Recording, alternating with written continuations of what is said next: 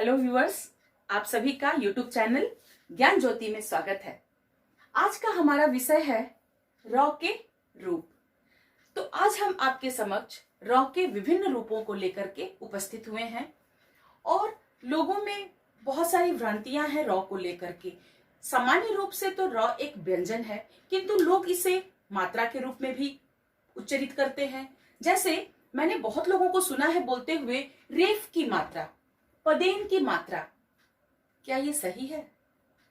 मात्राएं तो स्वरों की होती हैं, व्यंजनों की नहीं, जबकि रॉ एक व्यंजन है। तो आइए इसके ऊपर हम लोग थोड़ी चर्चा करते हैं और समझने की कोशिश करते हैं। जैसा कि मैंने यहाँ लिखा है रॉ का सामान्य रूप, जो कि हम लोग जानते हैं रॉ एक व्यंजन है और व्यंजन सारे व्यंजनों में क से ज्ञ तक सभी व्यंजनों में हमारा अ यानी कि स्वर वर्ण सम्मिलित होता है। तो रॉ में हमने यहाँ हलंत लगाया है, जैसा कि आप देख रहे हैं यहाँ रॉ में हलंत लगाया और हलंत लगाया तो हमारा रॉ आधा हो गया और इस आधे रॉ को हम अ से पूरा कर रहे हैं। तो आधा rho plus a is equal to rho, पूरा रॉ। तो ये रॉ हमारा कंप्लीट हुआ। तो रॉ के शब्दों के संसार में आप देख सकते हैं कि बहुत सारे शब्द हैं। जैसा कि मैंने उदाहरण में 3 शब्द यहाँ लिखे हैं, राम, बाजार, राकेश, बहुत सारे शब्द हैं। लेकिन दिक्कत यहाँ नहीं आती है। दिक्कत हमें आती है, मैंने बहुत सारे अभिभावकों को, बच्चों को भी यह गलतियां करते हुए सुनी है और देखी भी है कि लोग रेफ की मात्रा बोलते हैं, जबकि रेफ जो है रॉ का ही रूप है, प्रकार है। लेकिन रेफ ये कब बनता है, रेफ रॉ के रूप में कब प्रयोग होता है? जब ये आधा होता है, जब इसको हम लोग आधा प्रयोग करते हैं। और एक थंब रूल है हमारा कि जब दो व्यंजनों के बीच में आधा रॉ आता है तो उसे हम इस प्रकार लिखते हैं। जैसा कि इस उदाहरण में आप देखेंगे, मैंने लिखा है, हमें लिखना है कर्म, तो क आधा रॉ म। तो इस तरह से हम रॉ नहीं लिखेंगे क्योंकि दो व्यंजनों के बीच में रॉ को इस प्रकार आधा नहीं लिखा जाता है। तो ऐसी स्थिति में रॉ जो हमारा है ये रेफ में परिवर्तित हो जाता है। तो इसको समझने के लिए मैं आपको बता रही हूं, जैसा कि एक सिंपली हम लोग एक ट्रिक द्वारा समझ सकते हैं।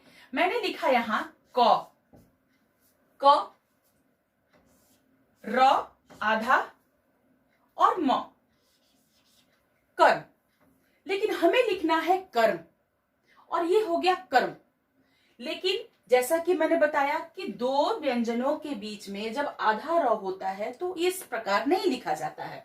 तो मैंने इस रॉ को, आधा रॉ को ऐसे कर दिया। तो क्या बहुत सारे शब्दों को लिखते समय उसमें जो आधा व्यंजन आता है तो हम उसे आधा लिखते हैं, आधा कर देते हैं। लेकिन यहाँ रॉ जो है आधा, क्या रॉ को हम यूं लिखेंगे? नहीं। तो ऐसी स्थिति में जो हमारा रॉ है वो सीधा फ्लिप मार जाता है और फ्लिप मार करके ये यूं यहां से उलट करके जस्ट ये यूं यहां पहुंच जाता है, जंप कर जाता है। अब जबकि कोई भी, मान लीजिए कि ये रॉ ये लंगड़ा हो गया है, समझ सकते हैं ऐसे हम लोग कि ये रॉ हमारा लंगड़ा हो गया है, आधा हो गया। तो लंगड़ा व्यक्ति तो किसी न किसी के कंधे पे चढ़ेगा तब वो आगे जा सकता है।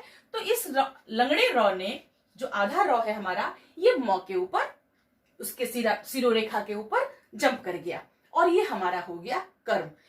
एक बात और यहाँ आती है, हम लोगों को देखना है कि बच्चे ऐसी गलतियां करते हैं। कभी कभी वो जानते हैं कि कर्म में रेफ लगेगा, रेफ का चिन्ह लगेगा, किंतु वो कर्म में यहां ना रेफ दे करके म के ऊपर ना दे के क के ऊपर दे देते हैं। तो ऐसी स्थिति में बच्चों को समझाना होगा कि जब भी कोई व्यक्ति, अगर उसको दिक्कत होती है तो वो जंप करता है, तो जंप जनरली आगे की ओर किया जाता है। जंप में हम आगे जंप करते हैं, ना कि पीछे, वो रेयर केस में। तो हमारा जो रॉ है वो आगे की ओर जंप करेगा। तो हमेशा जो ये रेफ का चिन्ह है वो बाद वाले व्यंजन के ऊपर डाला जाता है, वो बाद वाले व्यंजन के कंधे पर चढ़ जाता है।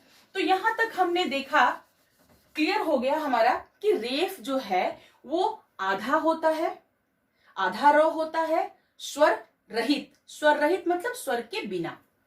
और ये जो है, हम जैसे आपको यहाँ देख रहे होंगे आप लोग एग्जाम्पल में, मैंने लिखा है कर्म कर्म, दर्पण दर्पण। तो ये दोनों ही आधा जो है ये दो व्यंजनों के बीच में है, अतः ये बाद वाले व्यंजन के कंधे पे चढ़ जाता है। तो इस तरह से रेफ आधा रॉ होता है। अब आइए, यहां तक मैं उम्मीद करती हूं आप लोग समझ गए होंगे। अब आती है बारी पदेन की। पदेन भी रॉ है, और जहां तक ये जो रॉ है रेफ आधा है, स्वर रहित है, और ये स्वर सहित है। इस रॉ में हमारा स्वर सम्मिलित है, ये पूरा रॉ है। तो फिर पूरा रॉ है तो ये ऐसे क्यों नहीं लिखा जा रहा है, ऐसे क्यों लिखा जा रहा है? इसका भी एक रीजन है।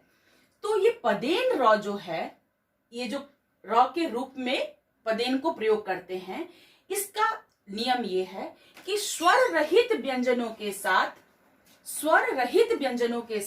जब पदेन को हम यूज करते हैं, प्रयोग करते हैं, तो ये किसके साथ प्रयोग होता है?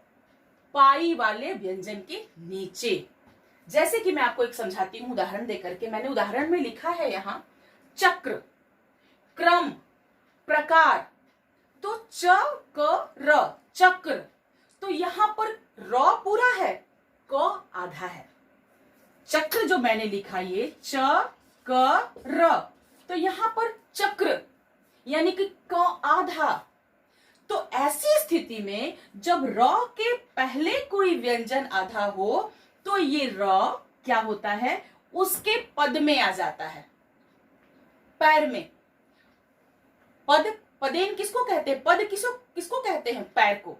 तो पैर जो है क का पैर में आ जाता है ये र। तो ऐसी स्थिति में ध्यान दीजिएगा कि ये जो व्यंजन है हमारा, ये आधा है, स्वर रहित है, ये आधा व्यंजन है।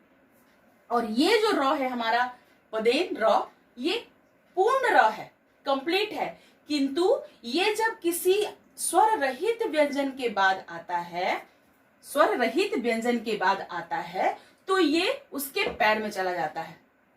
और दो, जैसे कि हमने इसमें देखा कि दो व्यंजनों के बीच में अगर र आधा आता है तो ये कंधे पे चढ़ जाता है। और ये जब र पूरा अगर है और व्यंजन उसके पहले जो आधा है तो वो उसके पैर में चला जाता है। ये नियम है। तो हमारा ये जो र है ये पूरा है, और र पूरा है, व्यंजन आधा है। स्वर रहित व्यंजनों के साथ लगता है ये पदेन, पहला नियम। दूसरा, पाई वाले व्यंजनों के नीचे प्रयोग होता है। पाई वाले व्यंजन कौन कौन से होते हैं आप लोग जानते हैं? च, क, ग, म, बहुत सारे हैं जिसमें कि पाई का प्रयोग होता है। जैसे ये पाई कहते हैं लाइंस को, श, म, और ये गोलाकार व्यंजन है। जैसे कि ट वर्ग जो है पूरा गोलाकार व्यंजन है। प तो पाई है क्योंकि इसमें खड़ी पाई है ना। तो इस तरह से ये पाई वाले व्यंजनों के पद में, पैर में लगता है ये र। और सेम ये र और ये र एक ही है, किंतु इसका विशेष स्थान पर जो ये उल्टा भी हम देख रहे हैं, इसका प्रयोग होता है गोलाकार व्यंजनों के साथ। जैसा कि मैंने यहाँ एरो दे के उदाहरण दिया है, ट्रक, ट, ठ, ड, ढ, ण, ये गोलाकार व्यंजन है। अर्थात जो टवर्ग होता है, आप जानते हैं कवर्ग, चवर्ग, तवर्ग, टवर्ग, सारे वर्ग को। तो ट वर्ग ही एक ऐसा वर्ग है जिसमें जितने भी वर्ण आते हैं वो गोलाकार वर्ण कहलाते हैं। और उसके साथ ये हमारा उल्टा भी वाला पदेन र का प्रयोग होता है। तो ट्रक, ड्रामा, राष्ट्र, ये सारे शब्द जो मैंने लिखे हैं पदेन के साथ लिखे हैं, पदेन चिन्ह के साथ। तो यहाँ पर हमने देखा र के विभिन्न प्रयोग, और र की मात्रा नहीं, ये र के रूप हैं।